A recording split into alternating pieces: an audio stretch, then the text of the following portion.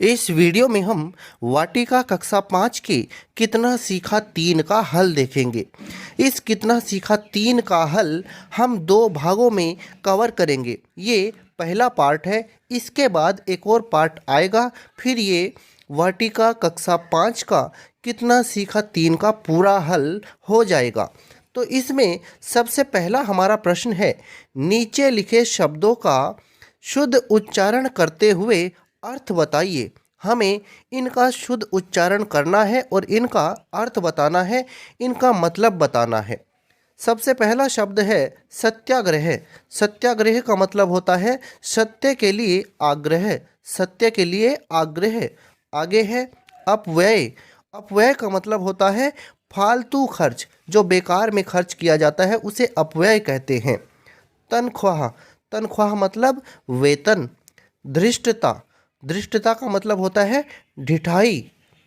बिलोकत। बिलोकत का मतलब होता है देखना। आगे है अगला शब्द है तड़ाग। तड़ाग का मतलब होता है तालाब।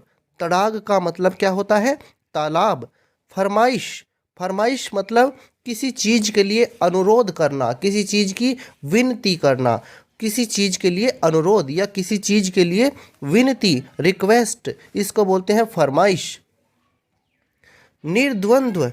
निर्द्वंद्व का मतलब होता है निश्चित। निर्द्वंद्व निश्चित। आगे देखिए अत्युक्ति। अत्युक्ति का मतलब होता है बढ़ा चढ़ाकर कही हुई बात। बढ़ा चढ़ाकर कही हुई बात। निर्द्वंद्व का एक और मतलब हो सकता है, निर्द्वंद्व का मतलब होता है जिसमें कोई लड़ाई ना हो, कोई झगड़ा ना हो। द्वंद्व का मतलब होता है एक तरह से लड़ाई झगड़ा, विरोध। तो निर्द्वंद्व मतलब जिसमें कोई झगड़ा ना हो, जिसमें कोई लड़ाई ना हो, उसको भी हम निर्द्वंद्व कहते हैं। आगे देखिए प्रश्न 2 है हमारा, वाक्यांश के लिए एक शब्द लिखिए। वाक्यांश के लिए एक शब्द लिखिए। साहस से युक्त व्यक्ति, उसको कहते हैं साहसी। जो साहस से युक्त व्यक्ति होता है उसे हम कहते हैं साहसी। जो सबको प्रिय हो उसे कहते हैं सर्वप्रिय। जिसके पास धन न हो उसे कहते हैं निर्धन। विद्या प्राप्त करने वाला उसे कहते हैं विद्यार्थी। विद्या प्राप्त करने वाला विद्यार्थी, स्टूडेंट। आगे देखते हैं सत्य बोलने वाला। सत्य बोलने वाले को कहते हैं हम सत्यवादी। शिक्षा देने वाला शिक्षक या अध्यापक। आगे देखिए प्रश्न 3 है हमारा, 2-2 वाक्य बनाइए। आपको अब यहाँ पर 2-2 वाक्य बनाने हैं। किस तरह से 2-2 वाक्य बनाने हैं? पहला प्रश्न इसमें आपसे पूछा जा रहा है, उसमें और भी आए और लेकिन भी आए, ये दोनों शब्द लगे हों तो ऐसे 2 वाक्य बनाने हैं। जैसे पहला वाक्य हमने बनाया है, रवि और राजू दोनों विद्यालय गए लेकिन राजन उनके साथ नहीं गया। तो इस वाक्य में हमने और का इस्तेमाल कर लिया है और लेकिन का भी इस्तेमाल कर लिया है। तो ऐसा वाक्य बनाना था जिसमें और भी आए और लेकिन भी आए। तो हमने वाक्य क्या बनाया है, रवि और राजू दोनों विद्यालय गए लेकिन राजन उनके साथ नहीं गया। आगे देखिए राधा और मीरा ने आम खाए लेकिन सीता ने सेब खाए। तो इस वाक्य में हमने और लेकिन ये दोनों शब्दों का इस्तेमाल किया है, इन दोनों शब्दों का प्रयोग किया है। राधा और मीरा ने आम खाए लेकिन सीता ने सेब खाए। तो इसमें लेकिन और ये 2 शब्द हमने प्रयोग किए हैं। तो ऐसे 2 वाक्य बनाने थे। अब आगे आपसे पूछा जा रहा है, ऐसे 2 वाक्य बनाओ जो प्रश्नवाचक हों, जिनमें क्वेश्चन मार्क का इस्तेमाल हुआ हो, प्रश्नवाचक हों। ऐसे 2 वाक्य बनाने हैं। जैसे हमने लिखा है, क्या तुम आज बीमार हो? तो इसमें बाद में क्वेश्चन मार्क आया है। क्या तुम्हारा नाम रवि है? इसमें क्वेश्चन मार्क आया है। तो ये दोनों वाक्य प्रश्नवाचक हैं। और भी बना सकते हैं, जैसे वह क्या खा रहा है, वह कहाँ है, रवि कहाँ बैठा हुआ है। तो इस तरह से और भी वाक्य बन सकते हैं। आगे देखिए, आगे आपसे पूछा गया है जिसमें क्रिया विशेषण शब्द का प्रयोग हुआ हो। जैसे हमने पहला वाक्य बनाया है, वह धीरे धीरे चलता है। तो वह धीरे धीरे चलता है, तो इसमें धीरे धीरे क्रिया विशेषण है। वह फूट फूट कर रोने लगा। फूट फूट, ये फूट फूट कर, ये इसमें क्रिया विशेषण है। वह फूट फूट कर रोने लगा।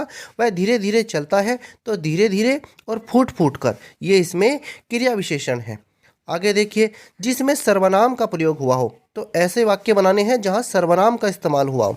वह स्कूल जाता है, इसमें वह सर्वनाम है। वह स्कूल जाता है, वह सर्वनाम है। तुम पत्र लिखते हो, इसमें तुम सर्वनाम है, तो वह और तुम ये दोनों सर्वनाम हैं। तो हमने ऐसे दो वाक्य बनाए हैं जिनमें सर्वनाम का इस्तेमाल हुआ हो। आगे देखते हैं, नीचे लिखे दो दो वाक्यों को जोड़कर एक वाक्य बनाइए। अब यहाँ पर दो दो वाक्य दिए हुए हैं, उन्हें आपको जोड़ना है और एक वाक्य बनाना है। जैसे पहला प्रश्न है इसमें, बाहर तेज धूप है, अभी खेलने मत जाओ। ये दोनों दो वाक्य हैं, अलग अलग वाक्य हैं, इन्हें जोड़ करके एक वाक्य बनाना है। अब एक वाक्य आप कैसे बनाएंगे? देखिए, बाहर तेज धूप है, इसलिए अभी खेलने मत जाओ। इसलिए से जोड़ दिया है तो ये अब एक वाक्य बन गया है। बाहर तेज धूप है, इसलिए अभी खेलने मत जाओ। आगे देखते हैं, वह बहुत देर तक सोता रहा, उसे स्कूल पहुंचने में देर हो गई। वह बहुत देर तक सोता रहा, उसे स्कूल पहुंचने में देर हो गई। ये दो वाक्य हैं, इन्हें जोड़ना है। वह बहुत देर तक सोता रहा, इसलिए उसे स्कूल पहुंचने में देर हो गई। इसलिए उसे स्कूल पहुंचने में देर हो गई। तो इसलिए से हमने इन दोनों वाक्यों को जोड़ दिया है। अब ये एक वाक्य बन गया है। वह बहुत देर तक सोता रहा, इसलिए उसे स्कूल पहुंचने में देर हो गई। आगे देखते हैं, पांचवा प्रश्न है हमारा, नीचे लिखे शब्दों में उपसर्ग और प्रत्यय छांटकर लिखिए। आपको उपसर्ग और प्रत्यय छांटने हैं। पहला शब्द है, यहाँ हमने लिखे हैं शब्द उपसर्ग और प्रत्यय। देखिए, निर्द्वंद्व। निर्द्वंद्व, निर्द्वंद्व का मतलब हमने आपको बताया था, जो निर्विरोध हो, जिसमें कोई विरोध ना हो। निर्द्वंद्व, जिसमें कोई लड़ाई ना हो, झगड़ा ना हो, वो होता है निर्द्वंद्व। निश्चित होता है।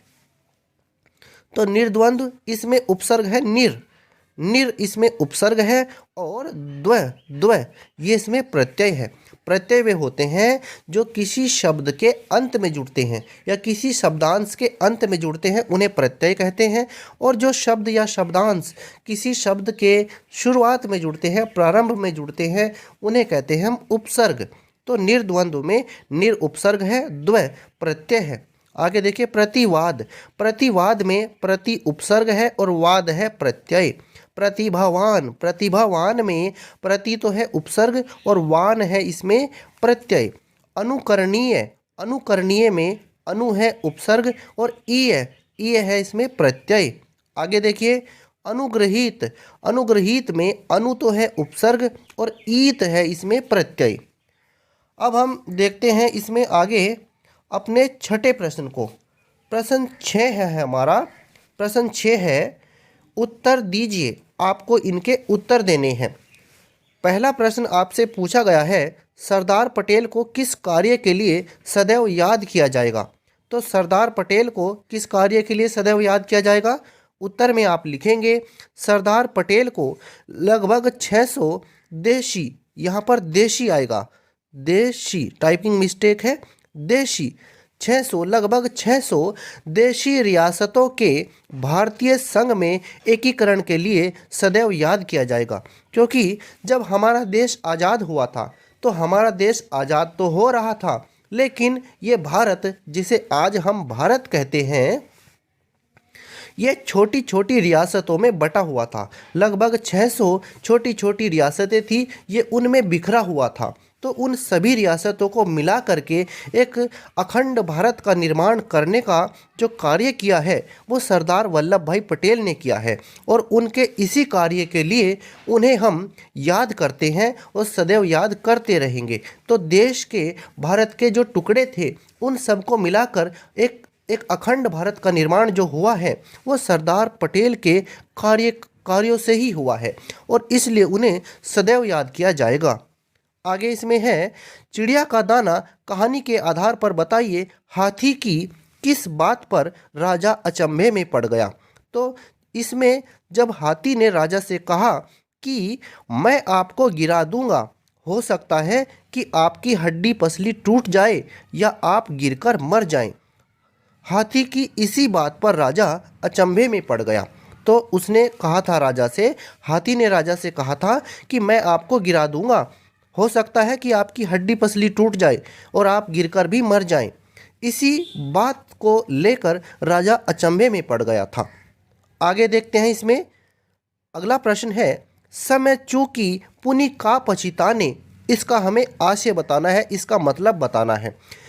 तो इस पंक्ति का मतलब है, समय बीत जाने के बाद पछताने से कोई लाभ नहीं होता है। समय अगर निकल गया हाथ से तो फिर पछताते रहेंगे, उस पछताने का कोई फायदा नहीं है, कोई लाभ नहीं है। तो ये इस पंक्ति का मतलब है।